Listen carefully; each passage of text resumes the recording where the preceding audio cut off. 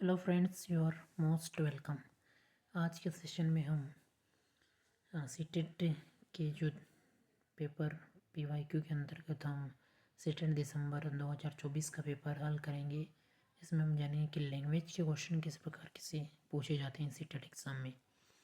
इससे पहले हमने सीडीपी का एक सेशन कवर किया है, जिसकी वीडियो आपको डिस्क्रिप्शन बॉक्स में इसकी लिंक मिल जाएगी और आप चैनल पर जाकर उस वीडियो को देख सकते हैं, जिसमें हमने ये कवर किया है कि किस टाइप के क्वेश्चन सीडीपी में पूछे जाते हैं और दिसंबर 2024 के पेपर में किस लेवल के किस टाइप के क्वेश्चन पूछे गए थे। तो उस वीडियो को भी हम देखना ना भूलें। तो आज के सेशन में हम डिस्कस करेंगे कि जो 30 मार्क्स की आपकी दो लैंग्वेज पूछी जाती हैं, लैंग्वेज फर्स्ट और लैंग्वेज सेकेंड, उसमें आपके मार्क्स का डिवाइडेशन कैसे होता है। तो लैंग्वेज फर्स्ट में यदि हम देखें तो 30 मार्क्स में आपके डिवाइडेशन होगा 15 मार्क्स प्लस 15 मार्क्स, इस प्रकार से। तो शुरुआती जो 15 मार्क्स रहेंगे, इसमें आपके दो पैसेज देखने को मिलेंगे जिसमें से आपको पैसेज और एक तो आपका रहेगा गद्यांश और एक आपका रहेगा पद्यांश। तो दोनों के आपको आंसर, क्वेश्चंस के आंसर कई सारे तो पैसेज के अंदर से देखने को मिल जाएंगे और बहुत सारे, मतलब आपके इसमें 3 से 4 नंबर की ग्रामर भी कवर हो जाएगी इन्हीं पैसेज के अंतर्गत। तो स्टार्टिंग की जो 15 मार्क्स रहेंगे, इसमें से आपके दो पैसेज पूछे जाएंगे। बाकी बाद के जो 15 मार्क्स रहेंगे, इसमें आपके पेडागोजी यानी लैंग्वेज पेडागोजी के रिलेटेड क्वेश्चन पूछे जाएंगे। लैंग्वेज 1 और लैंग्वेज 2 दोनों आप लेंगे तो दोनों में ही आपको सेम पैटर्न देखने को मिलेगा, दो पैसेज और साथ में एक 15 नंबर की पेडागोजी, यही सेम दोनों लैंग्वेज में आपको देखने को मिलेगा। इनमें सिर्फ डिफरेंस लैंग्वेज का रहेगा, एक हिंदी है तो दूसरी इंग्लिश है, एक हिंदी है तो दूसरी संस्कृत है, या फिर जो भी आप लैंग्वेज चूज़ करते हैं। बाकी दोनों के कॉन्सेप्ट वगैरह सारा कुछ सेम रहेगा। तो आप एक लैंग्वेज पर अच्छे से पकड़ बनाएं और दूसरी लैंग्वेज के कॉन्सेप्ट को कवर करें साथ में, तो बेहतर प्रदर्शन आप कर सकते हैं। तो चलिए हमारे आज के सेशन की शुरुआत करते हैं। हम हिंदी पेडागोजी, हिंदी का जो 30 मार्क्स किस प्रकार से कवर हुए थे उसको आज के हम सेशन में देखने वाले हैं। इसमें हमारा पैसेज सबसे पहले पूछा गया है। तो पैसेज की सोल्व करने की सबसे बेहतर रणनीति होती है कि आप पैसेज को सोल्व करने से भी उसमें जो दिए हुए क्वेश्चन हैं उनको एक बार रीडिंग कर लें उनकी, ताकि आपको समझ में आ जाएगा कि हमारे पैसेज में से हमको कौन सी इंपॉर्टेंट चीज़ों पर ध्यान केंद्रित करना है और क्वेश्चन में क्या कुछ पूछा जा रहा है। फिर उसके बाद आप पैसेज पढ़ें और फिर क्वेश्चन को आंसर को सोल्व करें। ये एक पैसेज को सोल्व करने का, पद्यांश को सोल्व करने का नियम तरीका होता है। तो चलिए शुरुआत करते हैं हमारे सेशन की। मानसिक जगत में परिवर्तन कैसे आया। मानव मन के मन में विकास के लिए भौतिक और मानसिक दुनिया की खामियों के खिलाफ लड़ाई शुरू की तो मानसिक परिवर्तन होने लगे। ये लड़ाई अब भी जारी और आगे भी जारी रहेगी। आनंद मार्ग के अनुसार मानसिक दुनिया में परिवर्तन को ज्ञान योग कहा गया है। क्वेश्चन ये हमारा कि आनंद मार्ग के अनुसार मानसिक दुनिया में परिवर्तन को क्या कहा गया है, तो ज्ञान योग कहा गया है। यह बदलाव भी पूर्ण महत्व का नहीं, सापेक्ष महत्व का ही था। क्या मनुष्य ने अपनी अंतर्निहित खामियों के खिलाफ लड़ाई में किसी बड़ी ताकत की मदद ली? हाँ, शुरुआती दिनों में लोगों ने भौतिक दुनिया की अपेक्षा मानसिक दुनिया में अधिक खामियां थी, यानी भौतिक जो संसार है उसमें कम खामियां थी, जबकि अपने माइंड के लेवल पर ज़्यादा खामियां देखने को मिली। आगे यदि हम देखें पैसेज में, तो आगे हमारा गहन विश्लेषण के बाद मनुष्यों ने निष्कर्ष निकाला कि यदि वे अपनी मानसिक प्रवृत्तियों को एक बिंदु पर केंद्रित करते हैं और उन्हें ब्रह्मांडीय ऊर्जा में विलीन कर सकते हैं, तो वे ब्रह्मांडीय ऊर्जा की सहायता से अपनी खामियों को दूर कर सकते हैं। ब्रह्मांडीय ऊर्जा की सहायता से अपनी खामियों को दूर कर सकते हैं। अब हम आते हैं अपने क्वेश्चंस पर। किस प्रकार के क्वेश्चंस हमसे पूछे गए थे हमें देखते हैं। तो पहला क्वेश्चन हमने देख लिया है। इसमें आनंद मार्ग के अनुसार मानसिक स्तर के परिवर्तन को ज्ञान योग कहा गया है। खामियां शब्द, तो खामियां शब्द ही हमारा आगत शब्द है। कामिया एक आगत शब्द है और कामिया शब्द मेनली जो लिया गया है वो लिया गया है अरबी भाषा से। अरबी भाषा का शब्द है आगत। आगत शब्द या फिर विदेशी शब्दों में से कहते हैं जो विदेशी भाषाओं से हिंदी में आए हैं, जैसे अरबी भाषा के शब्द हैं, जैसे फारसी के, तुर्की के, अंग्रेजी के, फ्रांसीसी के और पुर्तगाली के शब्द हैं। अगला क्वेश्चन अपन देखिए तो मानसिक दुनिया से तात्पर्य है। तो मानसिक दुनिया से तात्पर्य हमारा है वो है काल्पनिक दुनिया से। अगला क्वेश्चन है गद्यांश के अनुसार मनुष्य को की ज़रूरत है। तो गद्यांश के अनुसार मनुष्य को किस चीज़ की ज़रूरत है। तो गद्यांश में हमने पढ़ा कि मनुष्य को अपनी कमियों को दूर करने की ज़रूरत है। अंतर्निहित का समानार्थी शब्द नहीं है, यह नहीं वाले क्वेश्चन पर आप ध्यान दीजिएगा। तो अंतर्निहित का समानार्थी समाविष्ट तो होता है, समाहित भी होता है। अंतर्निहित का अर्थ होता है समाहित होना, सन्निहित होना, लेकिन समायोजन शब्द होता है, उसका अर्थ होता है एडजस्टमेंट। तो ये अंतर्निहित का समानार्थी शब्द नहीं है। अगला क्वेश्चन है मानसिक परिवर्तन कैसे होने लगे। क्या अपनी कमियों को दूर करने के प्रयासों के कारण। जी हाँ, अपनी कमियों को दूर करने के प्रयास जब हमने किए तो मानसिक परिवर्तन होने लगे। ब्रह्मांडीय ऊर्जा का क्या अर्थ है। क्या ब्रह्मांडीय ऊर्जा का अर्थ ब्रह्मांड की ऊर्जा है, ब्राह्मण की ऊर्जा है। क्या ब्रह्मांड ऊर्जा है या ब्रह्मांड की ऊर्जा है या फिर ब्रह्मा की ऊर्जा है।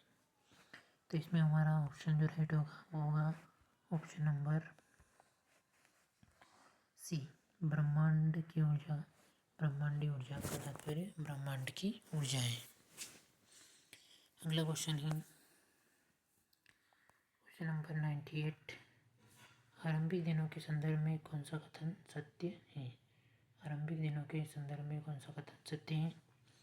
भौतिक जगत की अपेक्षा मानसिक जगत में कम कमियाँ थी। ये तो रॉन्ग हो जाएगा, ये हमने लास्ट में पढ़ा था पहले पैराग्राफ में कि ये रॉन्ग होगा।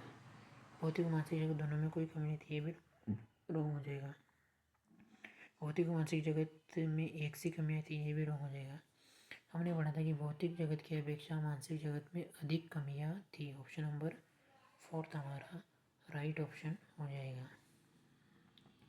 अगला क्वेश्चन देखिए तो भौतिक जगत में मूल शब्द तथा प्रत्यय क्या है। तो भौतिक शब्द बनता है भूत धन एक से। इसमें हमारा मूल शब्द है भूत और प्रत्यय है एक, तो भूत धन एक बराबर भौतिक। यहाँ पर जैसे कि छोटी मात्रा है तो आपको बड़ी मात्रा वाला आपको लेना नहीं है। प्रत्यय का प्रत्यय यहाँ पर कुछ आ नहीं रहा है, तिक प्रत्यय नहीं होता है, तो एक प्रत्यय हमारा राइट हो जाएगा ऑप्शन नंबर 4। अगला एक पद्यांश आ रहा है जिसमें पंक्तियाँ दी हुई हैं। तो गद्यांश का नियम ये है कि आप क्वेश्चन पढ़े फिर गद्यांश को पढ़े फिर क्वेश्चन को सॉल्व करें, लेकिन पद्यांश में डिफरेंट है। इसमें आप पहले पद्यांश को पढ़िए, पंक्तियों को पढ़िए, फिर उसके बाद प्रश्नों को पढ़कर सीधा उत्तर दीजिए।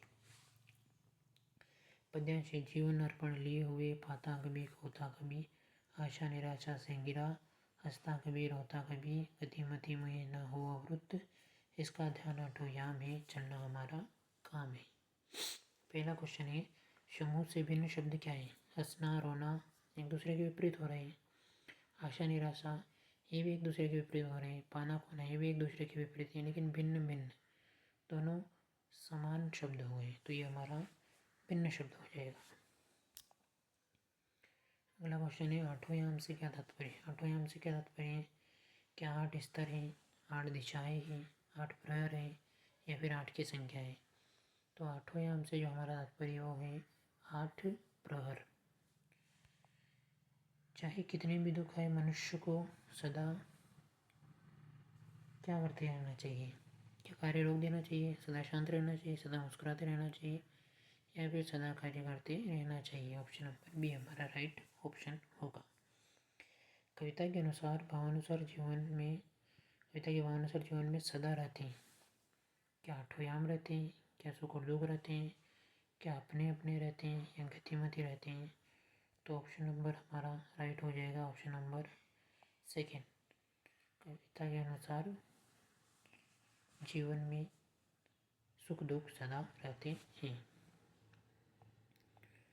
अगला क्वेश्चन देखिए, तो जीवन कैसा है? आशा निराशा से घिरा हुआ है या बेहद दुखद है? आशाओं से घिरा है या फिर बेहद सुखद है? जीवन कैसा है ये हमें यहाँ पर बताना है। तो जीवन ही हमारा आशाओं और निराशा से घिरा। ऑप्शन नंबर फर्स्ट हमारा राइट हो जाएगा। जीवन है हमारा आशा और निराशा से घिरा। कभी जीवन में आशा रहती है, कभी जीवन में निराशा आ जाती है, फिर आशा आ जाती है, फिर निराशा आ जाती है। अगला क्वेश्चन है क्वेश्चन नंबर 105।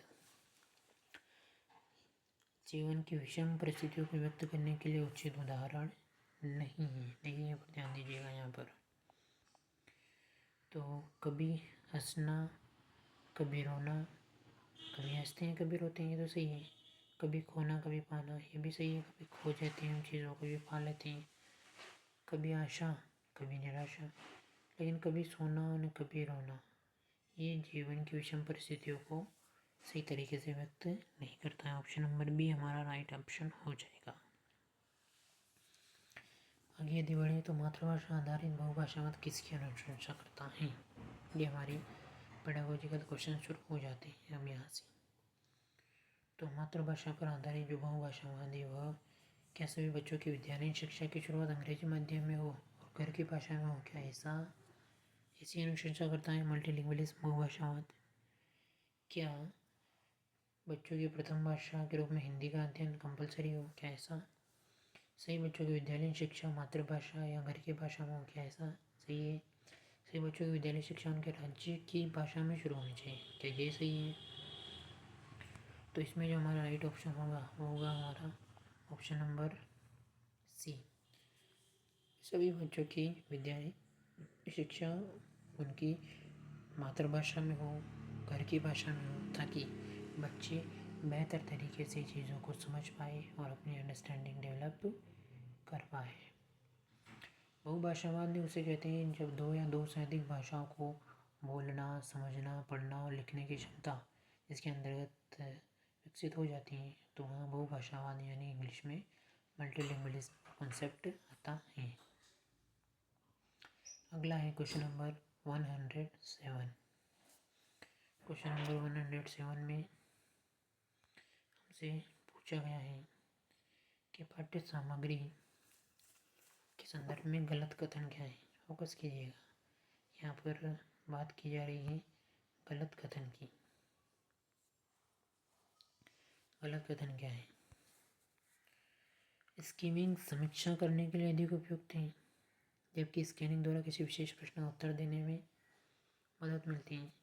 ये तो सही है। स्कीमिंग से हम समीक्षा कर लेते हैं, लेकिन स्कैनिंग में हम विशेष प्रश्नों का उत्तर देते हैं, अच्छे समझते हैं। स्कीमिंग और स्कैनिंग दोनों में ही पाठ्य सामग्री पढ़ने के दौरान तीव्र नेत्र गति शामिल होती है। हाँ, तीव्र नेत्र गति इसमें शामिल होती है। स्कीमिंग सरसरी तौर पर पठन के अंतर्गत पाठ्य सामग्री को शीघ्रता से पढ़ा जाता है, जबकि स्कैनिंग बारीकी से पठन के अंतर्गत विशिष्ट तथ्य जानने के लिए पढ़ा जाता है। ये भी सही है। स्कीमिंग में गहराई से पढ़ने की जाता है, जबकि स्कैनिंग में सरसरी तौर पर ये रहूँगी। स्कैनिंग में अपन गहराई से पढ़ते हैं, जबकि स्कीमिंग में अपन सरसरी तौर पर पढ़ते हैं। एक दूसरे के विपरीत हो गया। तो ऑप्शन नंबर हमारा 4th नंबर राइट हो जाएगा। दो चीज़ें होती हैं शॉर्ट में, आप समझ लीजिए। एक तो होता है स्कीमिंग और एक होता है स्कैनिंग। एक होता है स्कीमिंग, एक होता है स्कैनिंग। तो स्कीमिंग में क्या करते हैं अपन? स्कीमिंग में चीज़ों को एक गो थ्रू कर लेते हैं। गो थ्रू यानी कि चीज़ों को सरसरी तौर पर पढ़ लेते हैं। स्कैनिंग में चीज़ों को समझते हैं, गहराई से पढ़ते हैं। स्कैनिंग में स्कैन करते हैं चीज़ों को, है ना। तो ये मेनली इनमें डिफरेंस रहता है, और इसमें किसी विशेष चीज़ पर अपन फोकस करते हैं स्कैनिंग में, ये भी ध्यान रखिएगा। अगला क्वेश्चन है, जब बच्चे अपने आसपास के परिवेश की वस्तुओं, घटनाओं और अवधारणाओं के बारे में जब बच्चे अपने आसपास की परिवेश की वस्तुओं, घटनाओं और अवधारणाओं के बारे में पूछना प्रारंभ कर देते हैं तो भाषा का कौन सा प्रकार अधिक प्रयोग में लाया जाता है।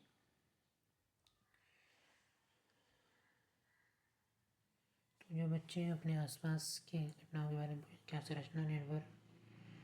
संरचना निर्भरता, विस्थापन डिस्प्लेसमेंट, वियोजन सामर्थ्य, डिस्क्रीटनेस या फिर यादृच्छिकता। तो जो बच्चे अपने आसपास के परिवेश की वस्तुओं, घटनाओं और अवधारणाओं के बारे में पूछना प्रारंभ कर देते हैं तो भाषा का खोजबीन परख की जगह हमने ऑप्शन थोड़े रॉन्ग पढ़ लिए। हमारे ऑप्शन थे क्या सूचनात्मक, कल्पनाशीलता, खोजबीन परख या फिर नियंत्रण, रेगुलेटरी। तो इसका ऑप्शन होगा ऑप्शन नंबर बी राइट होगा। इसमें क्या किया जाता है कि नई जानकारी प्राप्त करते हैं, चीज़ों को समझना स्टार्ट करते हैं और जिज्ञासाओं को शांत करते हैं खोजबीन परख अवधारणात्मक प्रयोग में। अगला है मानव भाषा के किस गुणधर्म के कारण मनुष्य उन चीज़ों के बारे में बोल पाते हैं जो उनके तात्कालिक समय और स्थान में मौजूद नहीं है। तो मनुष्य के क्या संरचना निर्भरता, विस्थापन डिस्प्लेसमेंट, वियोजन सामर्थ्य, डिस्क्रीटनेस या फिर यादृच्छिकता। तो इसका राइट ऑप्शन होगा विस्थापन डिस्प्लेसमेंट। मानव भाषा के विस्थापन डिस्प्लेसमेंट गुणधर्म के कारण मनुष्य उन चीज़ों के बारे में बोल पाते हैं जो उनके तात्कालिक स्थान में मौजूद नहीं है, मतलब जो हमारे सामने नहीं है, जो हमें दिख नहीं रहा, लेकिन हम उसके बारे में भी बात कर रहे हैं। तो ये हमारा डिस्प्लेसमेंट यानी विस्थापन का गुण है। अमूर्त विचार कर पा रहे हैं हम, समय और स्थान से परे जाकर अपन संवाद करने की क्षमता हासिल कर पा रहे हैं। संचार प्रणालियों, अन्य संचार प्रणालियों में ऐसी विशेषता नहीं पाई जाती है। अगला क्वेश्चन देखिए, क्वेश्चन नंबर 110। निम्नलिखित में से कौन सा कौशल भाषा के साथ पठन का लक्षण नहीं है। क्या घटनाओं और नहीं है पर फोकस कीजिएगा। घटना और विचारों के क्रम का संयोजन और आकलन करना, ये तो सही है। घटना और विचारों को एक क्रम में लगाना, उनके संयोजन का आकलन करना और अब तक पढ़ी गई सामग्री का मानसिक रूप से सारांशीकरण निकालना, ये भी सही है। अक्षरों और वर्णमाला पर ध्यान केंद्रित करना, देखते हैं इसको। कुछ वस्तुओं से आगे का अनुमान लगाना, ये भी सही है। ऑप्शन नंबर 3 इसका राइट आंसर हो जाएगा।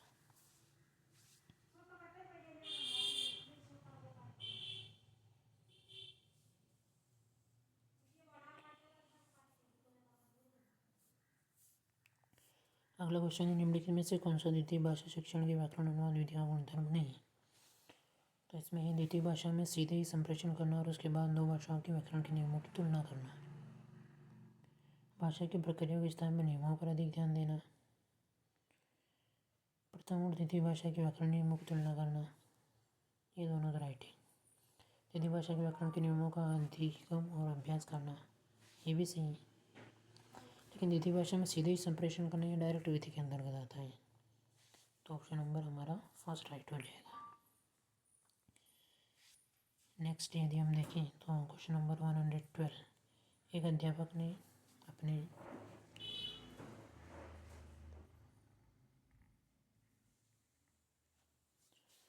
विद्यार्थियों से कहा कि वे इस बात पर विमर्श करें कि उन्होंने उसके द्वारा दिए गए अनुभवजनित प्रश्न का उत्तर किस प्रकार दिया और इस प्रश्न का उत्तर लिखते समय वे क्या सोच रहे थे और किस प्रकार सोच रहे थे। ये किस चीज़ का उदाहरण है।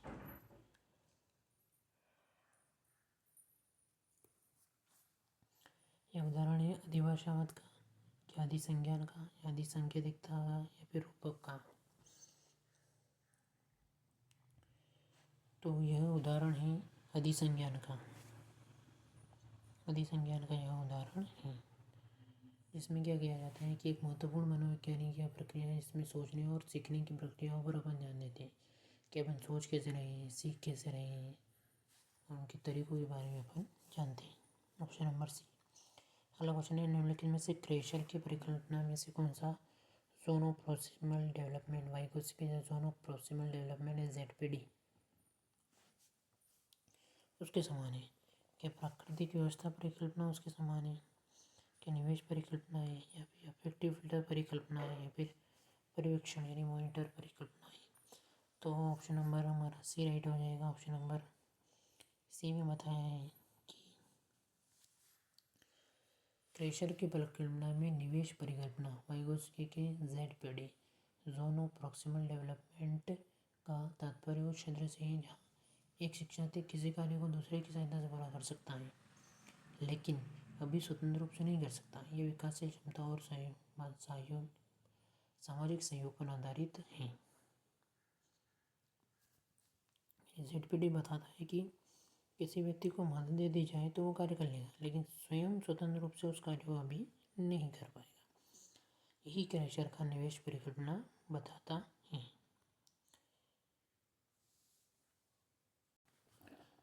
अगला क्वेश्चन है क्वेश्चन नंबर 14। क्यूमीन की अंतर्निर्भरता परिकल्पना के अनुसार निम्नलिखित में से कौन से एक दूसरे पर पारस्परिक रूप से निर्भर है? क्या द्वितीय भाषा में पठन और लेखन, प्रथम और द्वितीय भाषा में बुनियादी अंतःव्यक्तिक कौशल, द्वितीय भाषा में बौद्धिक मेधा और उत्पाद, प्रथम और द्वितीय भाषा में संज्ञानात्मक अकादमिक निपुणता। ऑप्शन नंबर 4 इसका राइट है। क्यूमीन की आत्मनिर्भरता परिकल्पना के अनुसार निम्नलिखित में से प्रथम और द्वितीय भाषा संज्ञानात्मक अकादमिक निपुणता पारस्परिक रूप से निर्भर है। यानी कि इसका तात्पर्य हो रहा है कि एक भाषा में सीखा गया जो ज्ञान है, संज्ञानात्मक कौशल है, और दूसरी भाषा में भी लागू हम कर सकते हैं। और यदि हमें पहली भाषा में अच्छी जानकारी है तो वो दूसरी भाषा में भी हमारे सपोर्ट करेगी, हमें बेहतर प्रदर्शन करने में सहायता करेगी। अगला क्वेश्चन है निम्नलिखित में से अक्षरों और वर्णमाला के स्थान पर शब्दों और लघुकथा सामग्री के आधार पर पठन कौशल आरंभ करने को तर्कसंगत नहीं ठहराता है। यानी कि हम अक्षरों और वर्णमाला के स्थान पर लघुकथा सामग्री का पठन कौशल आरंभ करें तो कौन सा ऐसा कथन है जो उसको सही नहीं ठहराता है? शब्द और वाक्य सामग्री आदि की उच्चकर होती है जबकि अक्षर नहीं।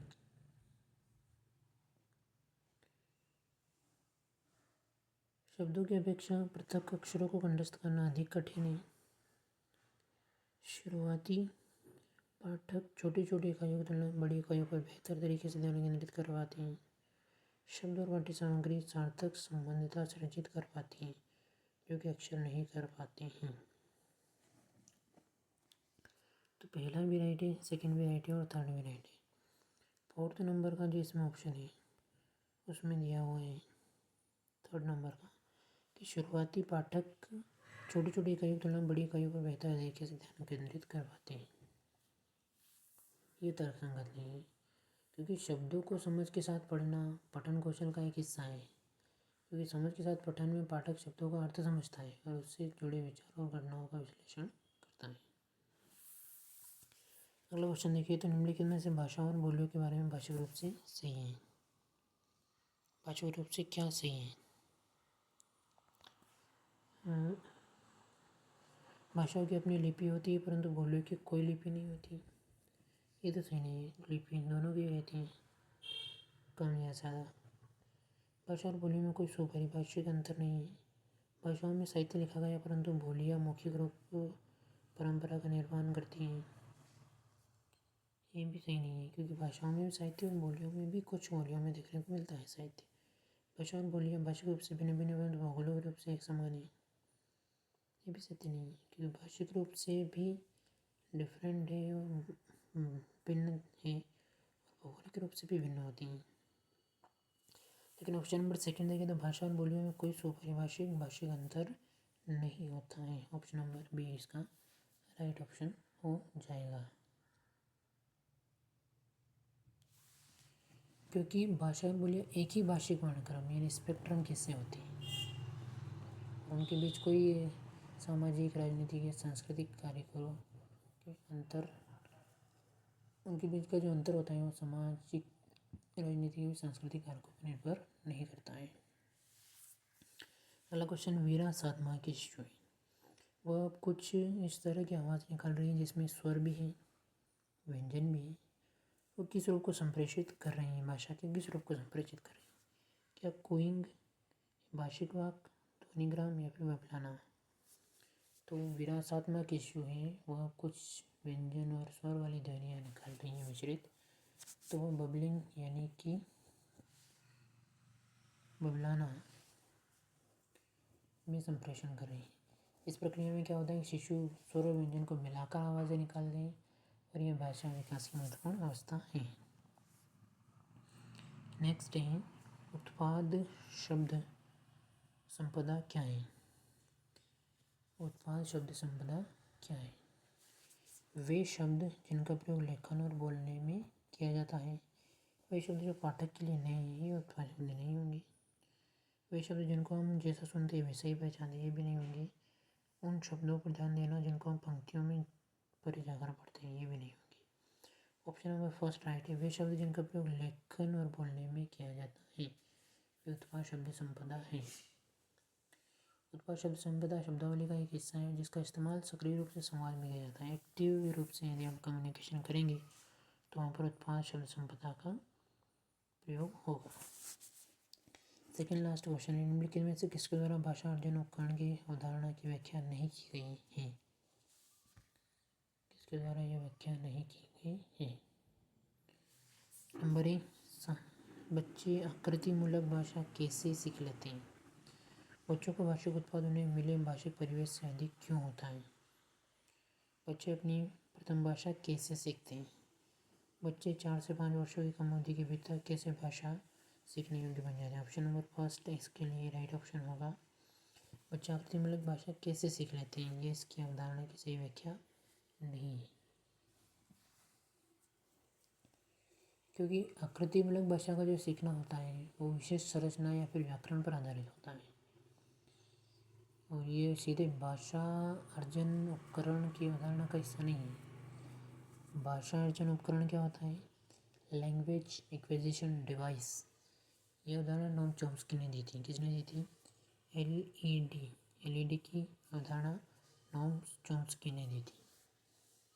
ये बच्चों की भाषा सीखने की जन्मजात क्षमता को स्पष्ट करता है और इसका उद्देश्य यह समझाना है कि बच्चे संरचनात्मक भाषा जल्दी और कुशलता से सीखते हैं, यानी स्ट्रक्चरल जो यदि लैंग्वेज है तो वो जल्दी सीखेंगे और अधिक स्किलफुलनेस के साथ सीखेंगे।